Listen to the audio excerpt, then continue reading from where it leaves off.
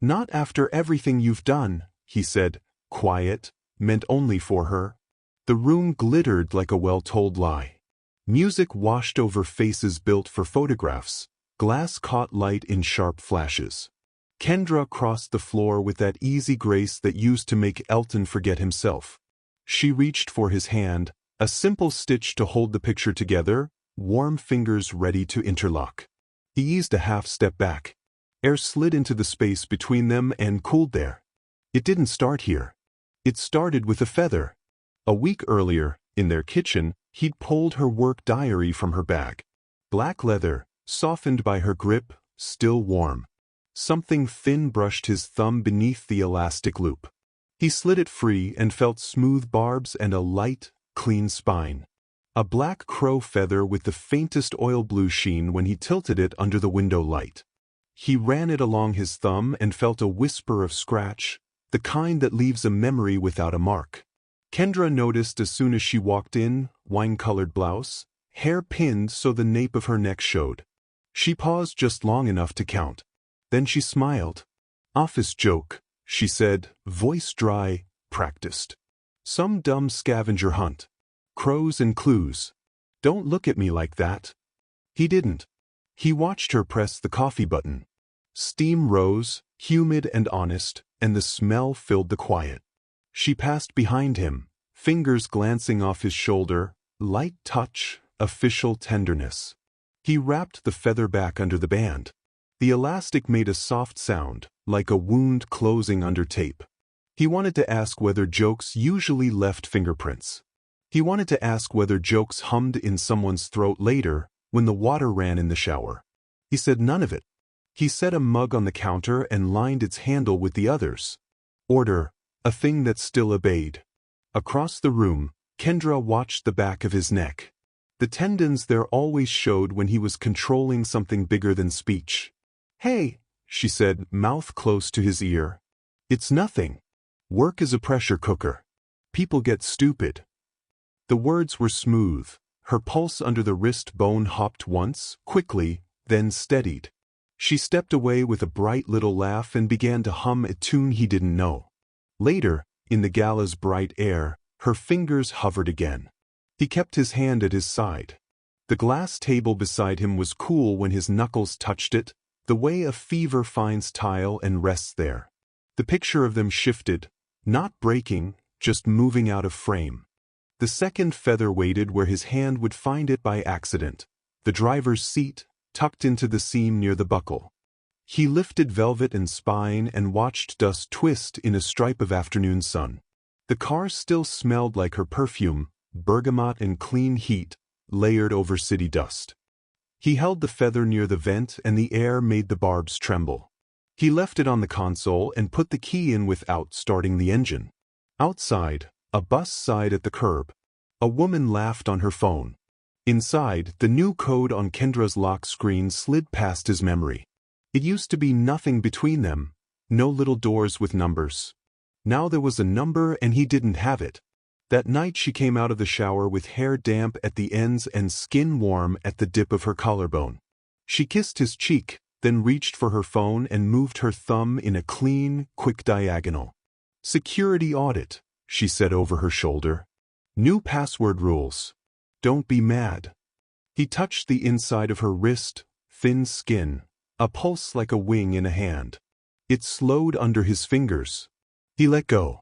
At work the next day she floated through glass and formal smiles, laying out a plan with the precision people praised. When someone cracked a joke about late nights with the cool kids, she smiled with the exact wattage required. Not more. Not less. At home, Elton lined spoons by size and counted the clicks when the drawer shut. He didn't ask. The second feather sat on the counter. He felt the urge to sweep it into the trash, to erase the little black line. He didn't.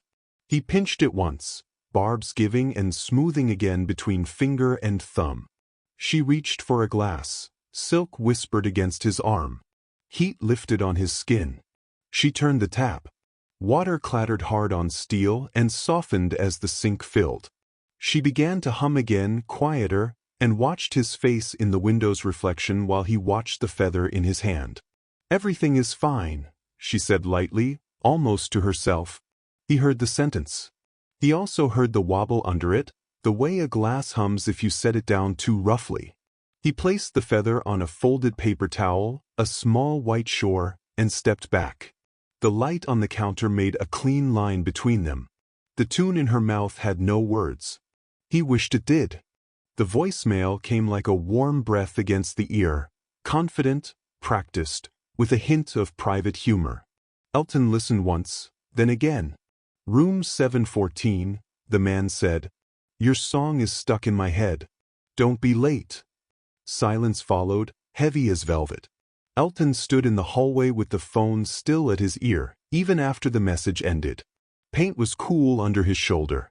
Laundry's clean scent drifted from the bedroom door. He pressed replay. The room number hit the air and stayed there like a digit burned in glass. 714. He mouthed it to the mirror. In Kendra's bag he found a second pass. Not her badge. No name. Just a crow, black and simple, as if someone wanted the idea more than the identity.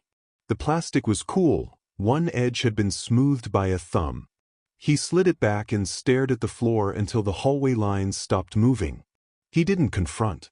He moved through the day like a man in a museum who knows which picture will break him and chooses another room. He did dishes, wiped counters until they squeaked, switched the wash to the dryer and felt soft, damp heat lift against his forearms. Corporate wants us both at the party on Friday, Kendra said later, flipping mail. They're trying to look like a family. Okay, he said.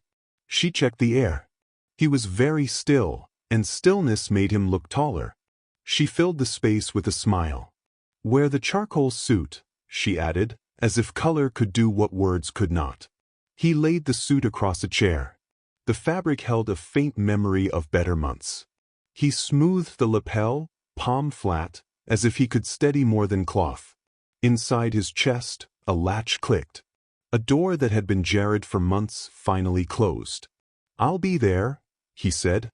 The hall was syrup-bright, glassware chiming, lights thick and sweet.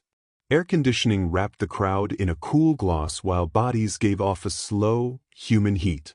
Elton felt the collar seam against his neck each time he swallowed. Kendra spotted him at once. A tiny recalculation passed over her face and polish settled again. She adjusted posture by an inch and drifted toward him as if the room arranged itself for her. Charcoal suits you, she said. Stay with me a few minutes. It matters.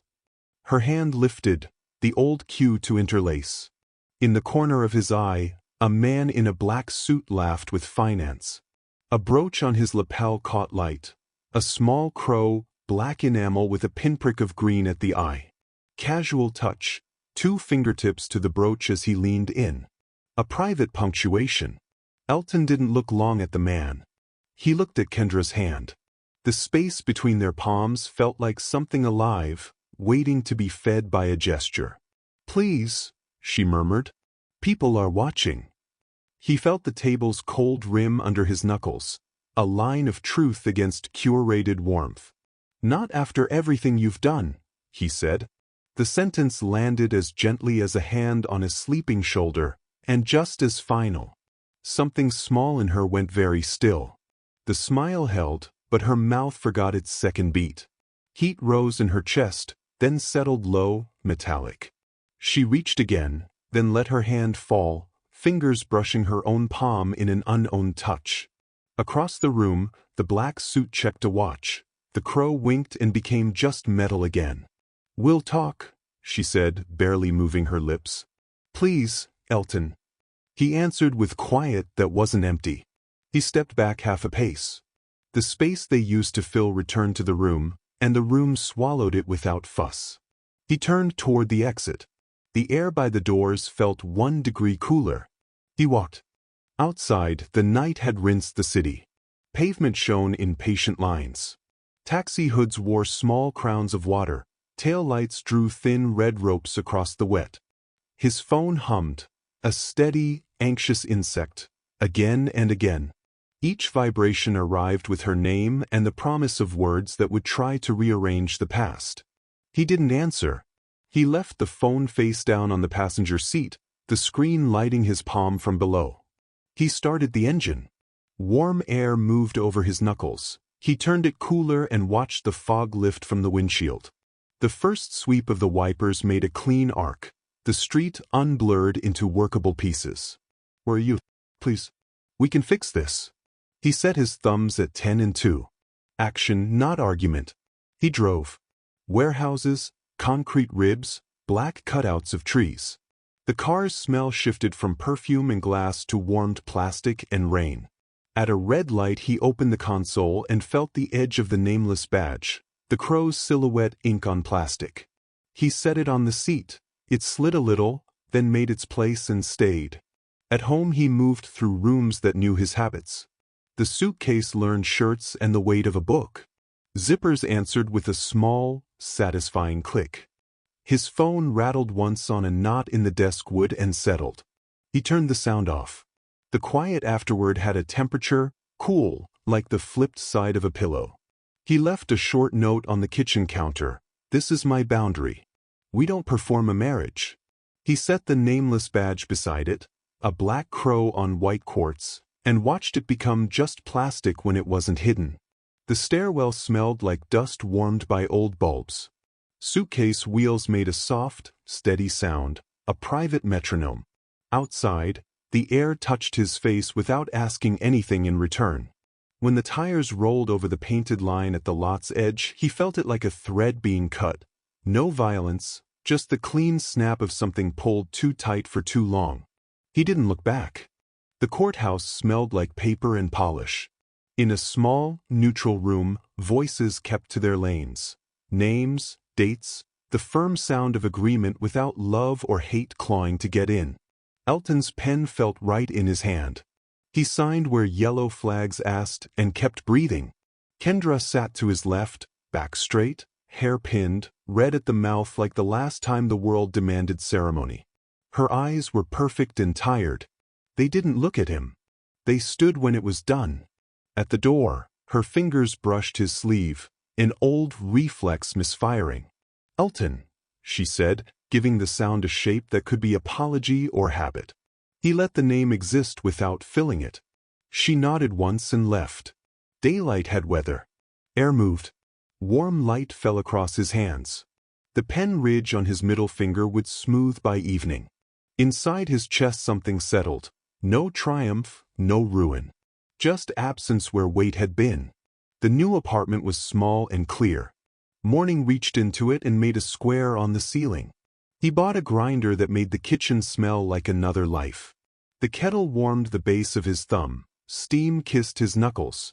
The cup fit his palm by design. He kept the counters quiet. He learned the exact click the door made when it closed honestly. Work found him without noise. A message with a name he respected. Then another. He had no logo. He had a calendar that wasn't a trap. He said yes when yes was clean and no when no was true. Evening walks taught him the neighborhood by sound. Kids wheeling voices up the block, a dog tapping nails on concrete, someone practicing piano badly and then less badly. He met Mara at a cafe when her laptop choked on a file and he showed it how to breathe. Her smile didn't ask him to be an alibi. Basil dirt lived in the lines of her palm. When she laughed, it released something and left it alone.